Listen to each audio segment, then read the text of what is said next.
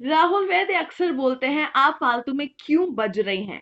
तो भाई कल हमको सीरियसली किसी एक कंटेस्टेंट के बारे में ऐसा लगा कि वो फालतू में क्यों बज रही हैं। कल उनकी आवाज सुन के, उनकी कॉन्वर्सेशंस देख के, उनकी बेमतलब की लड़ाइयां देख के हम इतना ज्यादा इरिटेट हो गए कि हम लोग विश करने लगे कि राहुल महाजन वापस आ जाए और ये घर से बेघर हो जाए। किसकी बात कर रहे हैं आइए जानते हैं, आइए बात करते हैं इस वीडियो के अंदर। Hello, this is Lisa Gangwani.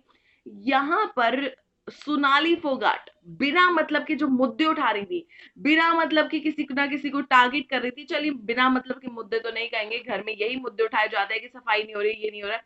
लेकिन जिस तरीके से सोनाली अपने कॉन्वर्सेशंस को रख रही थी, अपने मुद्दों को रख रही थी, अपनी लड़ाइयों को रख रही थी, वो बहुत ज्यादा इरिटेटिंग साउंड कर रही थी।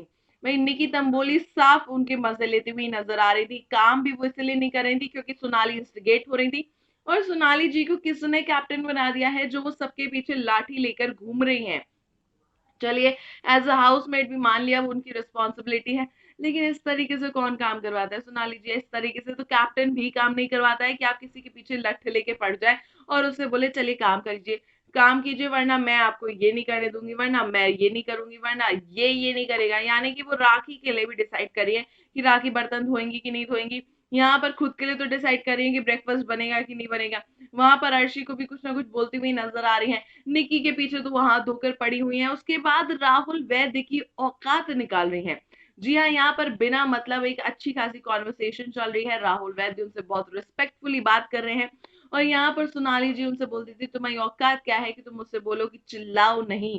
अरे भाई, चिल्ला रहे हो, इरिटेटिंग लग रहे हो, तो किसी ने अगर आपसे बोल दिया कि चिल्लाओ मत, तो उसमें इतना क्या बवाल क्रिएट करना। ऐसा लग रहा था जैसे सोनाली जी कैमरा को दिखाना चाहती है कि देखो मैं कंटेंट दे रही हूँ, देखो मैं लड़ रही हूँ, देखो मैं राहुल वैद्य से लड़ रही हूँ। अब यहाँ पर उनकी लड़ाई जो थी बड़ी बेमतलब थी। उसके बाद फिर उन्होंने राहुल वैद्य से भी सॉरी बोल दिया, अली ने जाके उनको भी मना लिया। तो एक तो बिग बॉस के घर में ये जो होता है ना कि लड़ लो, उसके बाद फिर मना लो, फिर सब खत्म कर दो, ये सबसे ज्यादा स्टूपिड लगता है। ऐसे में यहाँ पर सोनाली जी जो फालतू में बज रही हैं, उनके बारे में आप क्या कहना चाहेंगे? आइए करते हैं कमेंट सेक्शन में बातचीत और हमारे चैनल के साथ जुड़े रहिए, क्योंकि एंटरटेनमेंट के डोजेस के साथ ऐसी कई सारी खबरें आप तक आती रहेंगी।